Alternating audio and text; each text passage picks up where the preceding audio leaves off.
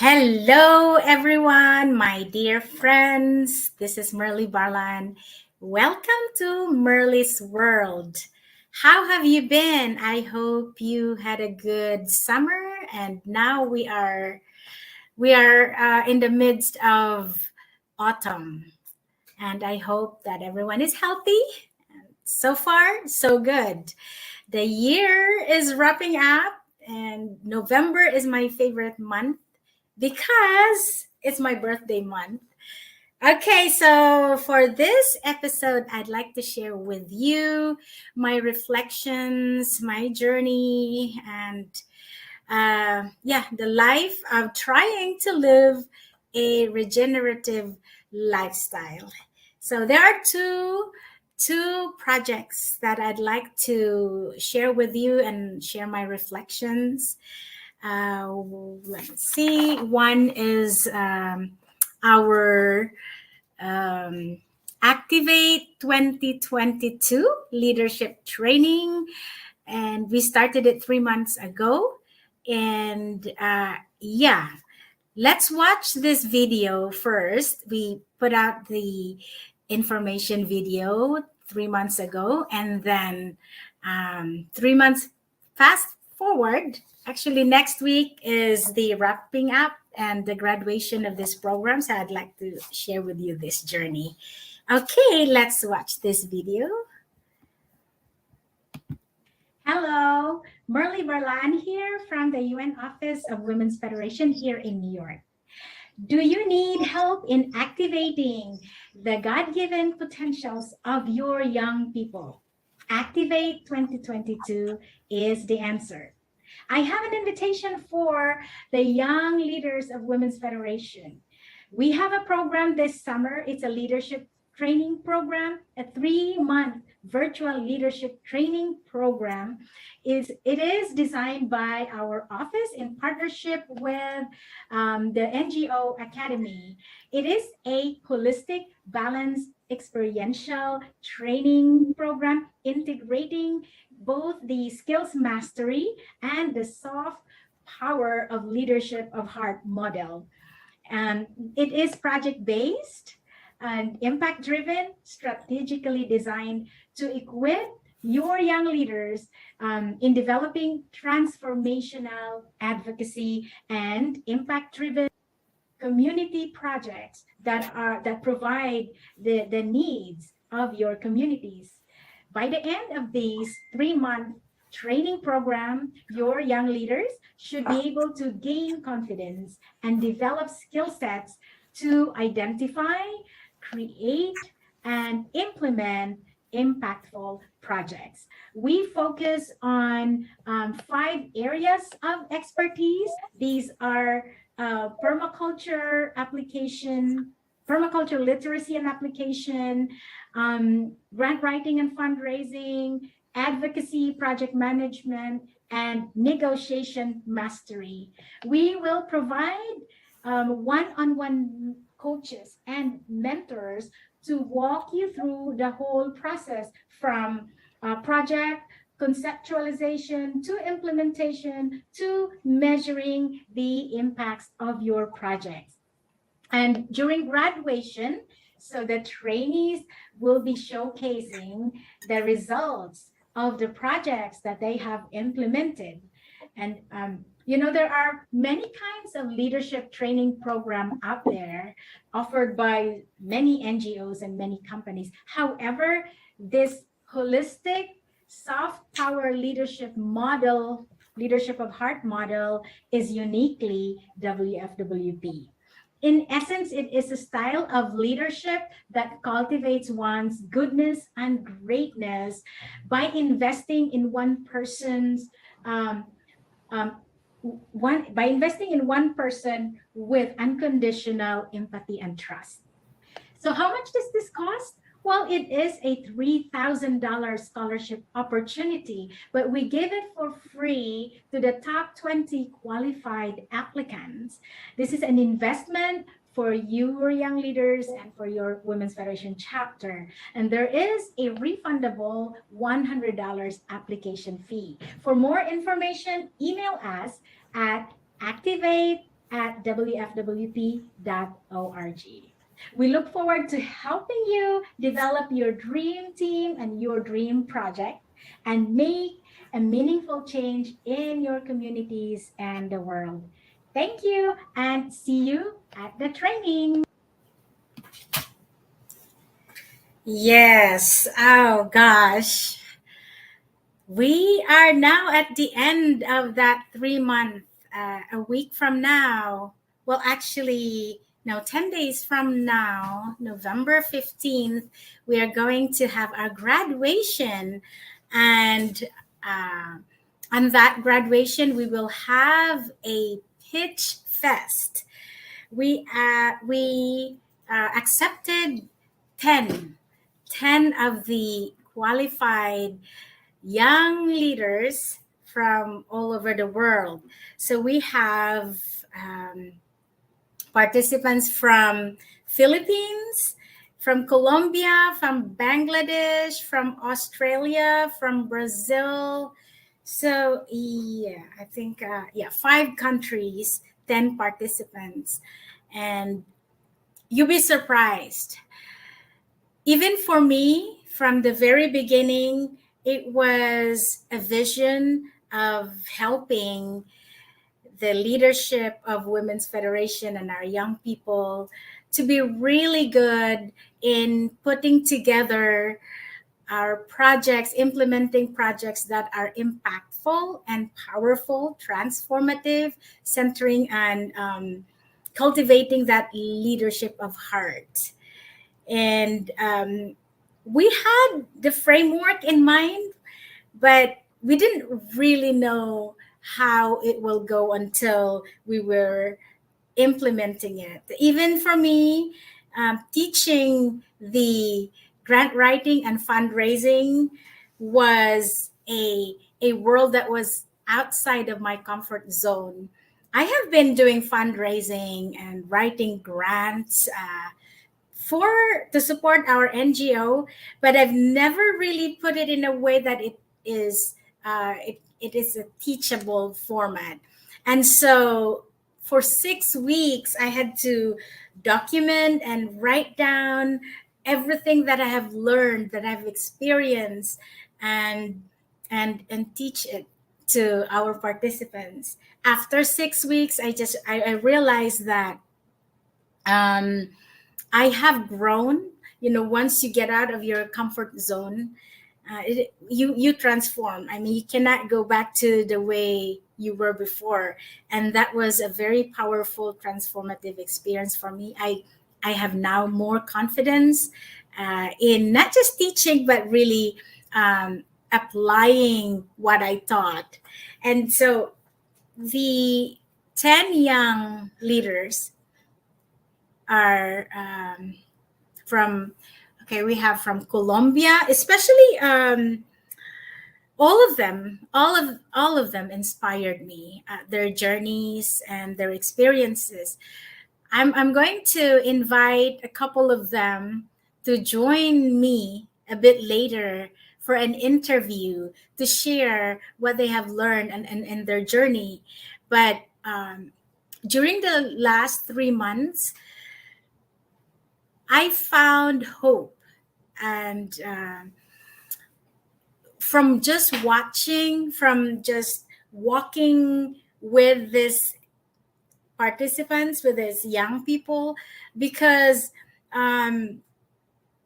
it is like from nothing, or from a scattered ideas in one's mind, and putting it together, organizing it in a way that is structured, and it has a flow, and it has a way. It allows the participants to look at the future from what they have in mind, and then looking into 10 years from now. So it's all about what their dreams are, what their potentials are, and talking to them. It's actually more like even it's a small group of 10 people, and we would meet three times a week, and we talk about uh, creating a framework, defining that vision, understanding what they want in their mind and in their heart, and then putting that vision into a vivid reality by writing it down, and um, understanding, identifying what that mission statement would be and how they can be impactful. And they were really pushed to their uh, outside of their comfort zones as well, and pushed to their limits, because um, one thing that we need to understand is that if we are to transform this world, if we want to solve the problems of the world, we really need to understand um, the needs of the people. And it has to be, we are crafting a solution that are people centered.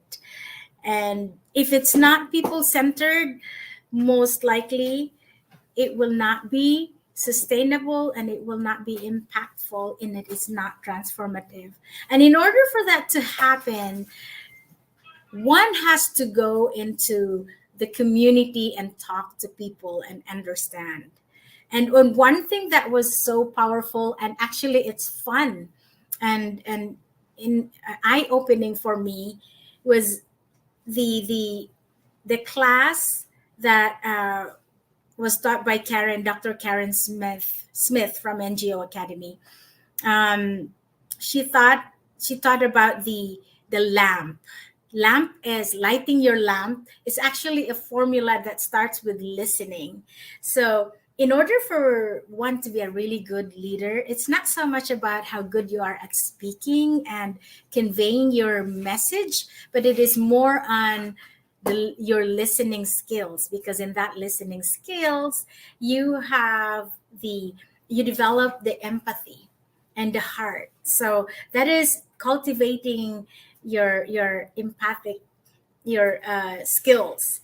And so we had our young people, we had our participants go through these exercises, and our participants are leaders in their areas. They are presidents of Women's Federation chapters, and we have one who's mayor from Zamboanga, Philippines, and we have a young researcher from Bangladesh, and from Australia. So they're and a counselor from Brazil. There's a variety of experiences, but one thing that we realize is that to be transformative, we really have to start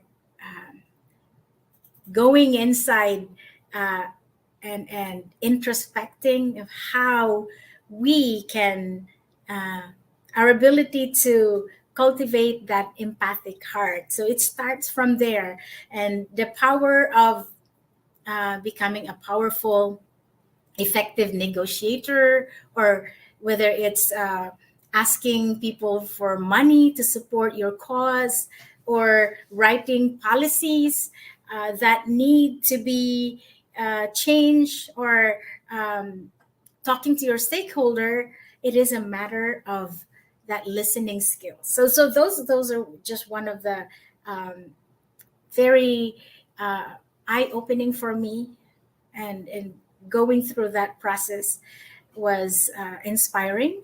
I was very inspired watching our participants put their ideas from, like it's scattered, it's everywhere, but we walked them through that process of writing it down and defining clearly their mission statement, and understanding the needs of the people and how to implement it, creating good teams and building a long trusted relationship with their stakeholders and the team, and then understanding what kind of impact and the OKRs, your objectives, your expected key results. And boy, that was an inspiring journey.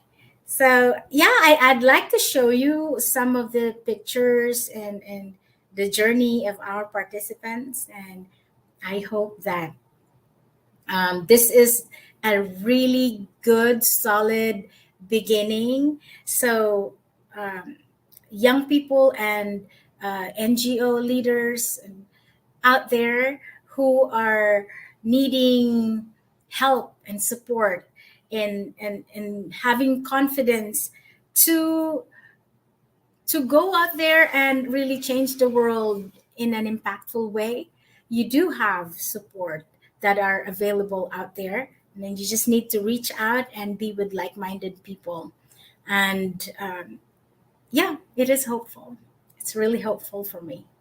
So yeah, okay, join me in watching the video. Hold on. Oh. Joining me right now is Mrs. Andrea Fayad. She's one of our Activate 2022 training participants. She is the president of Women's Federation for World Peace Colombia. Hi, Andrea. Thank you for joining me. Let us talk about your experiences with the Activate 2022 training. So, I'd like to know, what is the impact of the training to you? Okay, thank you for the invitation, and well, I'm really happy to be here. And well, the training, the Activate 2022 training, for me, it had been like life-changing process. I start with these beautiful ideas in mind, and dreams to create some kind of activity program here in Colombia. But actually, I didn't know how to do it. But when we started the training, and we start receiving the tools, it's like I start receiving answers, and the way to do it, and the way to implement, and to make those ideas and those dreams something real. Also, it's the way we or I start learning how to deal, how to connect with people, how to create stronger relationships with the people, with my team. And it has been really, really amazing, inspiring. It's different.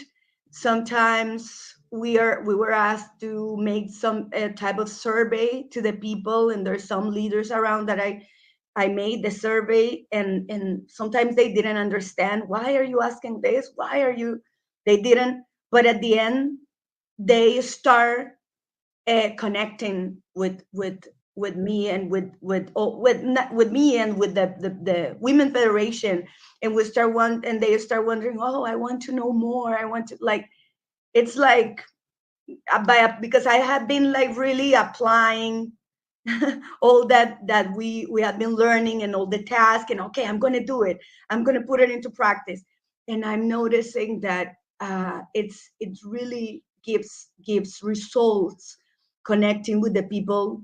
Actually, my team, how I saw, because it had been 3 months, from almost 3 months from where we start. And I've seen that they start blossom, like they start, like, I don't know, getting more inspired, more connected. It's something different and really, really beautiful, this process and all this learning process. Wow, that is so inspiring. It's like music to my ears, Andrea. Thank you so much. I am curious, which part of the training was your favorite, or the part where you feel like you developed skills that were really useful and much needed for you? Which part was it?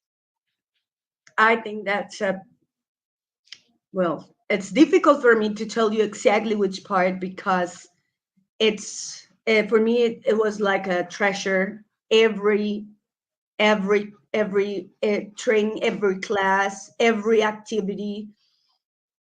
uh, there were times that I feel, to tell you the truth, overwhelmed, but because, okay, how am I gonna do this? And I start like try to figure out how to work on how to um, ground some idea or how to do something. And suddenly the next class, when Dr. Karen or when I saw your classes or permaculture, I received the answer and I was like, wow, this is amazing. So each part, it had been really, really useful, and it had been really, it's a treasure for me. Like, that's that's what I feel. Yeah. Wow, that's amazing. And so, how do you plan to use your skills moving forward? Okay. Well, as I told you, I actually start practicing, and because there's some skills that we must to inherit, like activate in ourselves, to with others. So I start practicing them. Some of them, when I notice that it's difficult for me to develop that skill, well, I practice it more. Some of them, they are not that difficult because somehow I have some of that skill. But what I did, I start practicing all the leadership tips, and I start practicing with my team. And as I told you, I start seeing the results in people. I see how things start moving, and how people start, they want to do, they want to connect, they want to start doing things and moving forward. And that's amazing.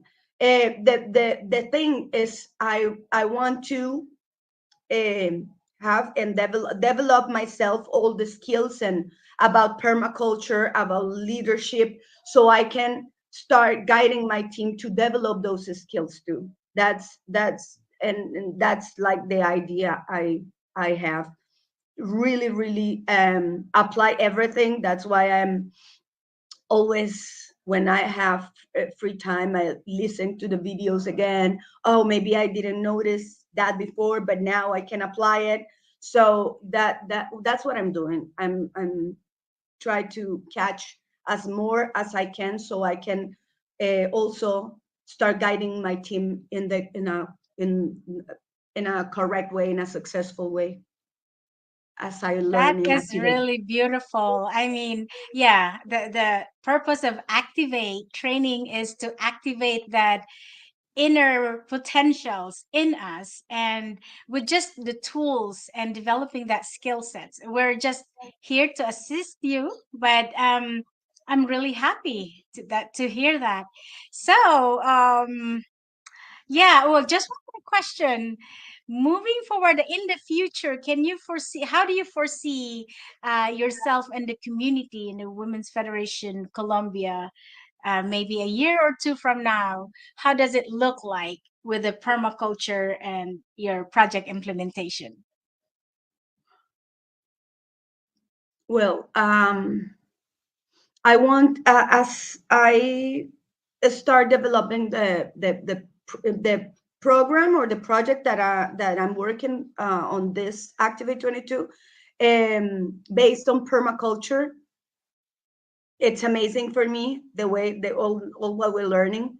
I see that we can create more relationships within 1 year. We can have um, a place where we can educate people. The idea is to reach around, for the first year, 500 500 women. At this moment we have 100. 150. So I just want to make it real, and I think within 1 year we can have different projects, permaculture projects in Colombia. Now we are creating a network of team, my team member, my base team member of permaculture. I'm collecting them, and now we have 7 at this moment. They are really into learning and teaching permaculture, and not only learning and teaching, but implementing, but doing and starting the process themselves to implement permaculture even though in their apartments, in their they are really committed. So I see within 1 year with our own farm, permaculture farm, uh, and with a team that can be coming, be trained, and go back to their places, and start in different places in Colombia, maybe exchange with other countries, as we did it here with WFWP Philippines, and all this came because of this beautiful training. Yeah. Wow, great. This is Andrea, this is really like a dream come true for me.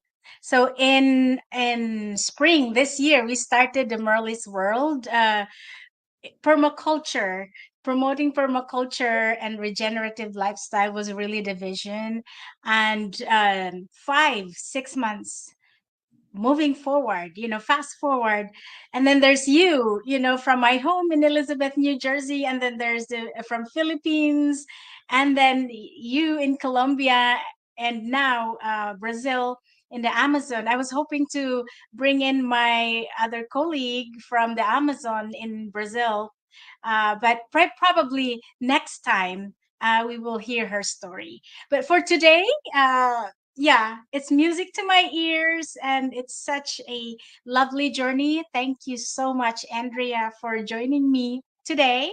And yeah, Merle's World is all about uh, expanding and giving that hope and lovely energy, a synergy of regenerative energy to heal ourselves and heal the planet.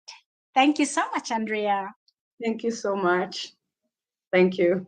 It's a pleasure for me to be here and share a little bit about this beautiful and inspiring and changing, life-changing journey. Thank you so much. Beautiful. Thank you.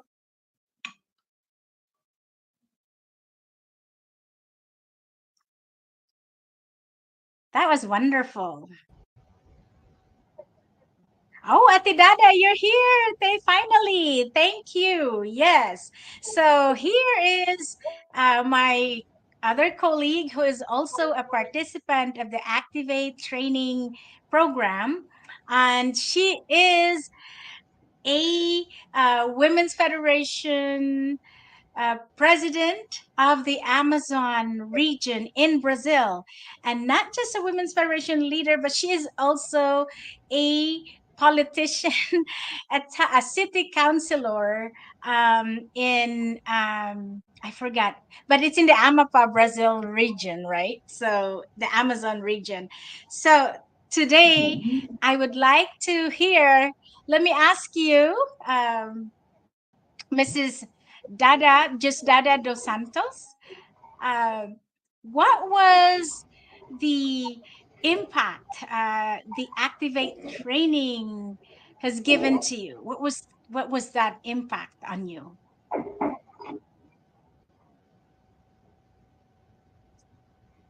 Hello, good afternoon. Everyone, can you hear me? Yes, I can hear you. Yes. Well,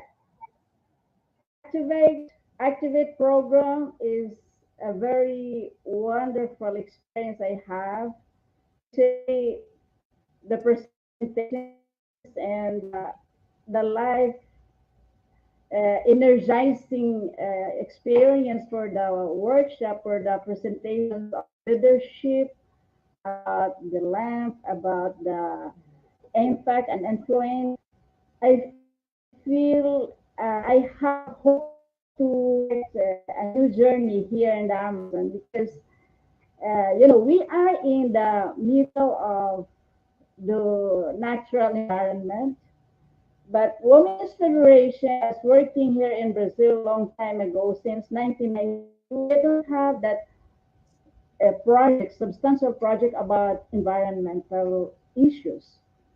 And when I hear about permaculture, I said to myself, wow, this is it. This is the moment that I think Women's Federation will start on this project because this is connected to our God-given missions and responsibility. Because as we are going in deeper in our lives, especially in family, in our own children, we need to put themselves in a way where we can serve, where we can be useful to the community. And I feel like that while this permaculture is the best opportunity that we can invite and we can get up the attention of the youth because actually now at the moment youth in the Amazon are less interested in the agricultural work. Most youth are moving forward to the cities. And in the cities, they are looking for something new, just like a job, just a new life. But in the city, there is uh, no opportunity for them to work. And I said that all youth are moving to the city, and the city has nothing to offer for them. And our environment and local environment and our community is has no use because this is not interest for the youth to work in the agriculture or in the project of land related to water, related to any kind of issues in aquaponics, in animal raising. This is not the interest. So when I hear permaculture, I am hopeful that this will be a new journey for our Women's Federation in Brazil. Wow, So that I is hope so to amazing. be the activist, pioneer, yeah, That's really activist, wonderful the to hear. pioneer, and I was part of that. I was very happy to be that part of that activist. I hope we can make it substantial, the things that I've learned. There's so many things I've learned in the permaculture. The presentations is magnificent, and I know I need to do something substantial about environmental issues here in the Amazon. So, Ate Dada, what was the most important skill sets that you have learned through the Activate training? Well, the presentation of leadership, that as with human beings is complex. It's a complex system within a human being. As a leadership, we need to have that kind of understanding about the process of human being. Because as we are growing into maturity, we can see our past and we can vision to the future and we can see in our reality day by day. So what kind of leadership I need to apply in my work, in my job, my journey, in my family, in all aspects that I'm involved in. So I learned a lot about leadership and how we can deal with human relationship in a real relationship, not uh, not just as a leader just to command something. Now, leadership is to work with human emotions, with human intelligence, as a team, as a community. So that was one of the most impact for me to evaluate about myself. How am I working? Is my way the best way to lead the people, to lead the young people, to lead my community? So there was a realization, some kind of evaluation within me, how I can be capable to lead people. So this is a reflection. The course is not just about skills in permaculture, but also in human relationship. The way how we can really be and the way how you can lead the people, not just like the manager in the company, but uh, more than that. So that was the 3 months now, since August, September, October, now we are in November. I don't want to miss the session because I know I learned some, and this learning is a practice for me to that I can guide and educate young people, because I know I need to pass to someone this kind of leadership. What kind of leadership I need to share that is working in our reality work. So I was really hopeful that this debate can continue and we can invite more young people. Great. Great. Thank you. Thank you so much, Madam Honorable Diosdada Ladica dos Santos. Yes, so that's the precious and impactful journey of our two women leaders who participated to activate training. And yes, I am so glad to hear straight from them, from their raw experiences. So the inspiration of working with nature, how we manage nature through permaculture, and then our own relationship, and in a leadership perspective, the idea of introspecting, self-evaluating, and really navigating the relationship so that we can be productive. Great. Thank you so much, Ati Dada. And hopefully next year we can have more of trainees and leaders from all over the world joining this training. Thank you so much.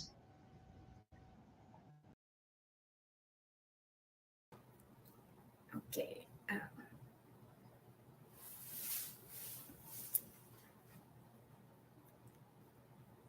Okay. So next, um, our next activity that I'd like to share with you is the UN Dream series. So we just finished it last week. Um, last week, the UN Dream series. It was our celebration for the 77th anniversary of the founding of the United Nations. So usually, at least in the Philippines and in many parts of the world, we celebrate the founding of the UN with pageantry, wearing the costumes of the national costumes of people from all over the world. And, we like to celebrate the impact and the contributions of the UN that way. But for Women's Federation, for this time, we celebrate it not so much with pageantry, but looking back into the original founding purpose of the United Nations and looking at the world today, 77 years later. Have the United Nations fulfilled or achieved whatever their dream was, their purpose of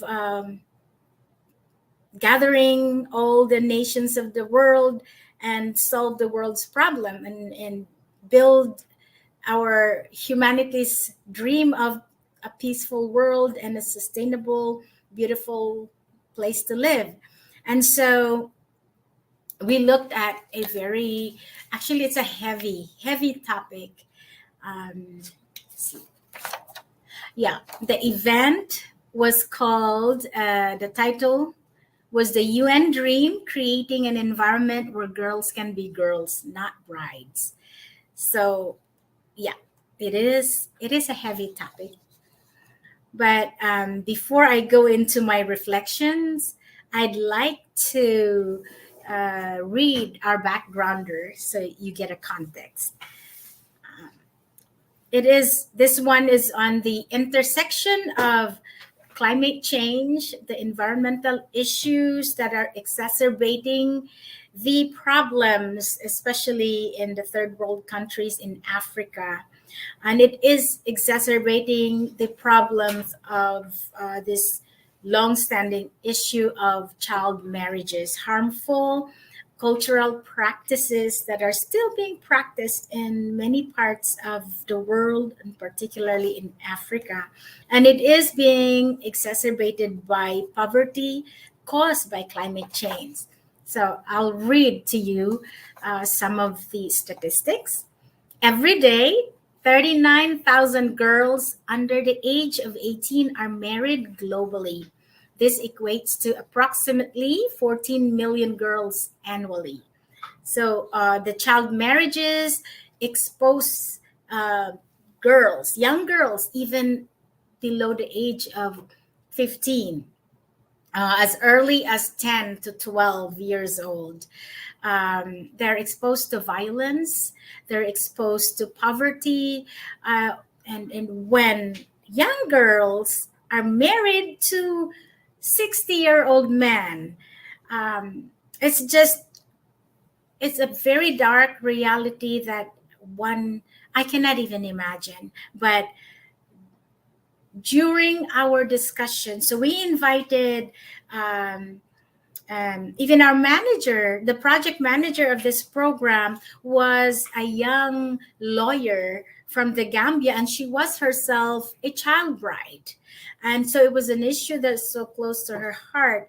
And also we invited human rights activists from Africa, and experts from, we invited the former Undersecretary General, Assistant Secretary General of the United Nations, and former Deputy Director of UNICEF, Dr. Rima Sala. And so she gave us a context and background of the Children's Convention and the rights of the children, and women's rights.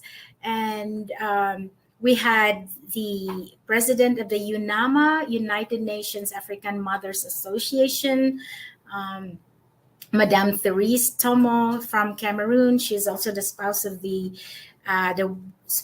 the ambassador of Cameroon.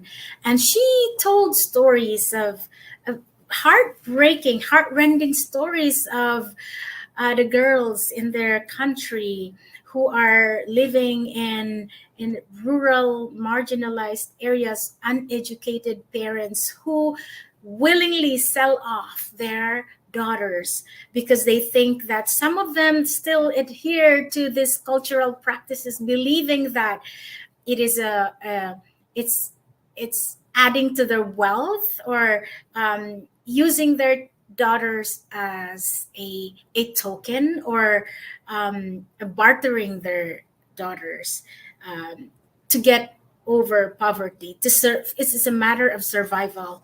And we also had Dr. Sakina Yakubi, the executive director and chair of the Afghan Institute of Learning from Afghanistan. And so these are women who are experts in these areas.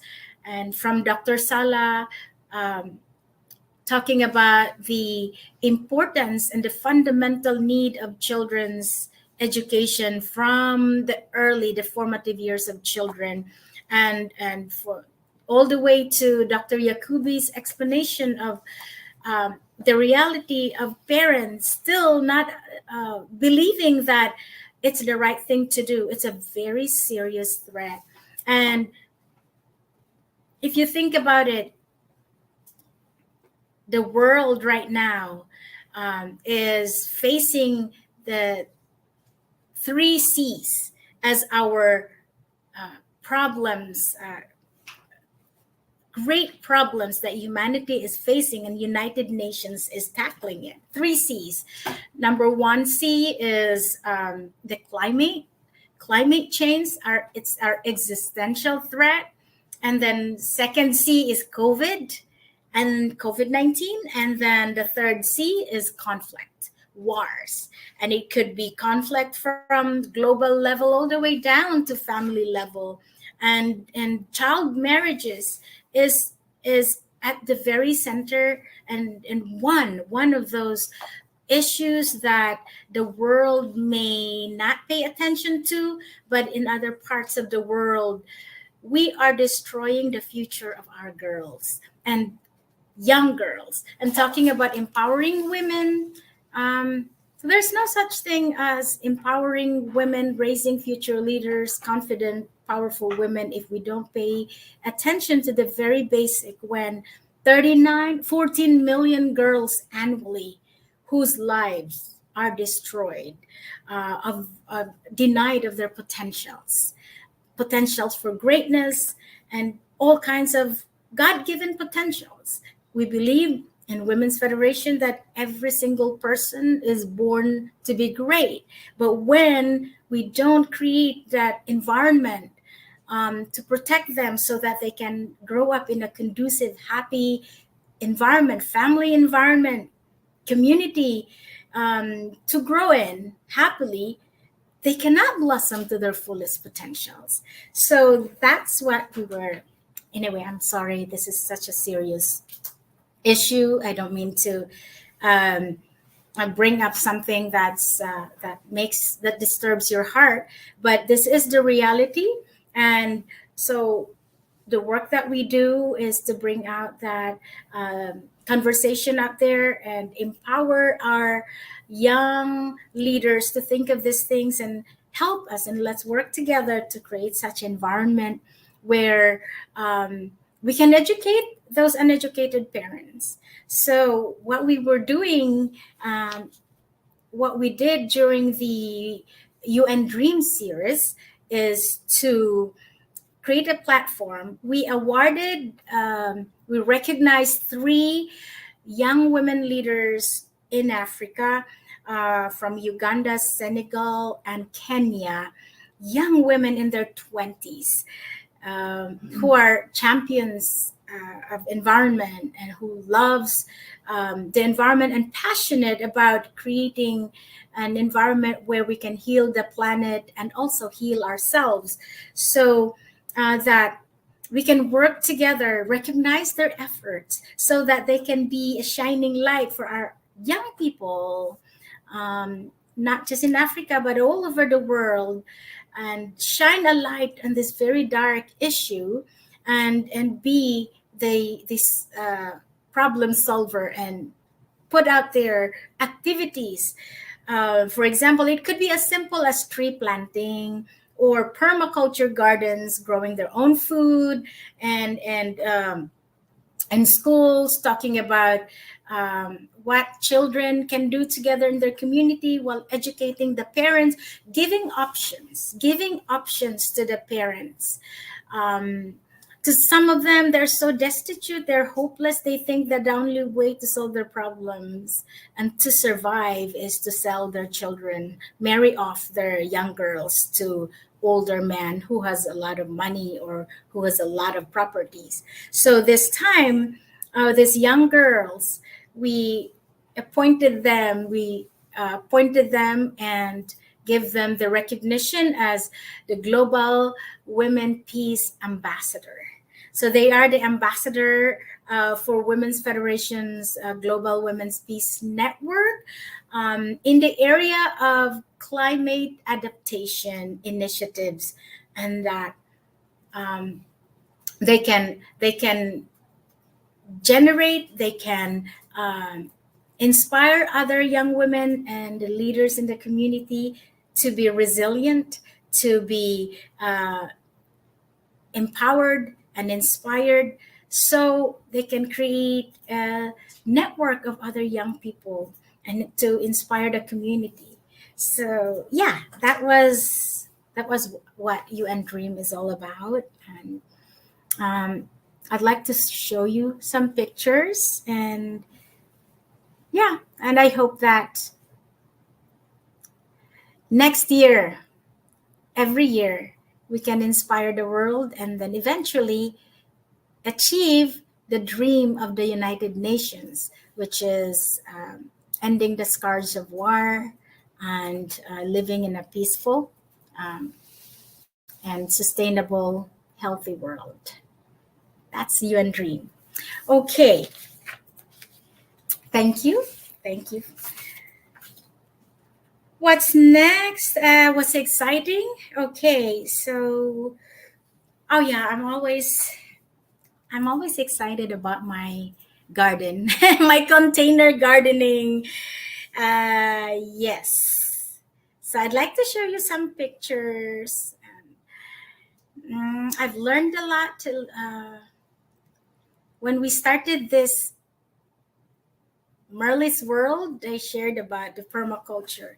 So permaculture is always integrated from in our projects. So from creating programs like this, but it always has to start from home, living a regenerative lifestyle in the midst of this the world that we are living right now, in the fast fashion world, and everything is we have a lot of we accumulate a lot of carbon footprints, but it should start from home.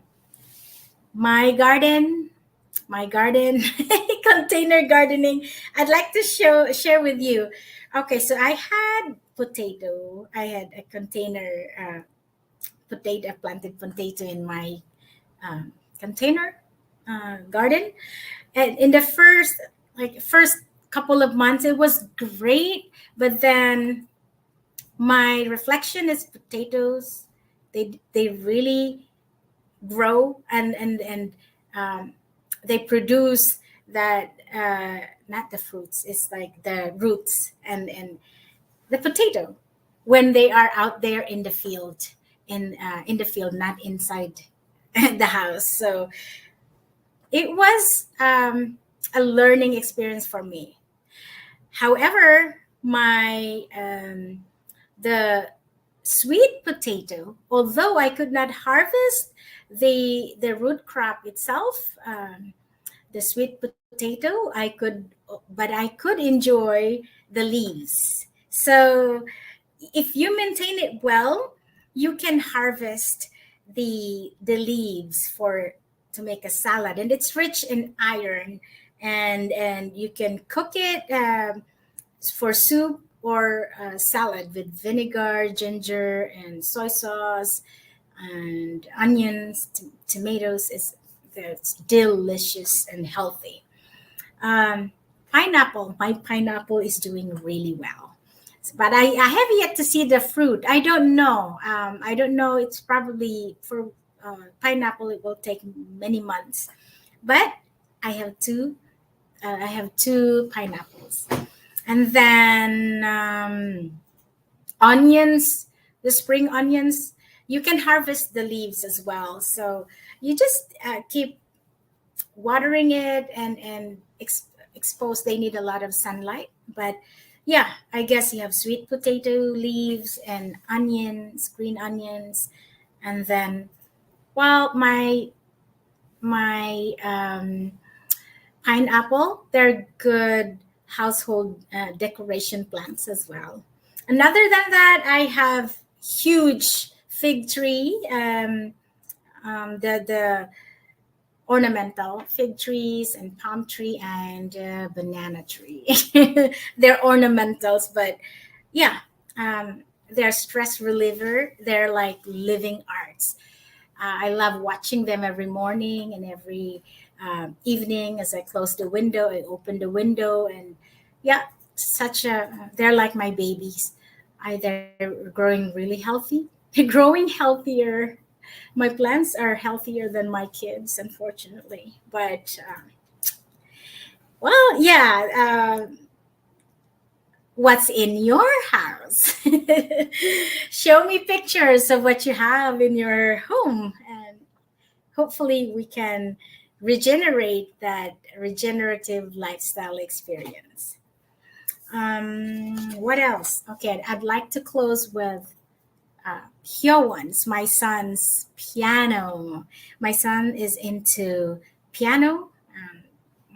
I'd like to share it with you, and I hope you like it.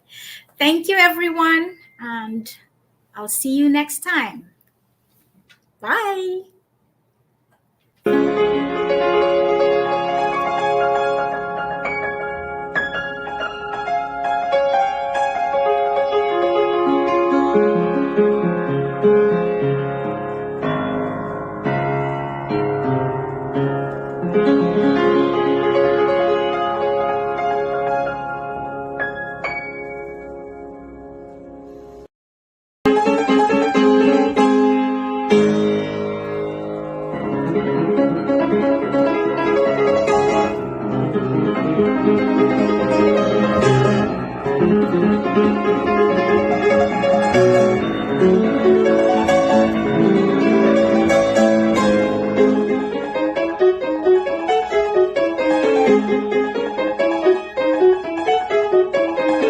Thank you.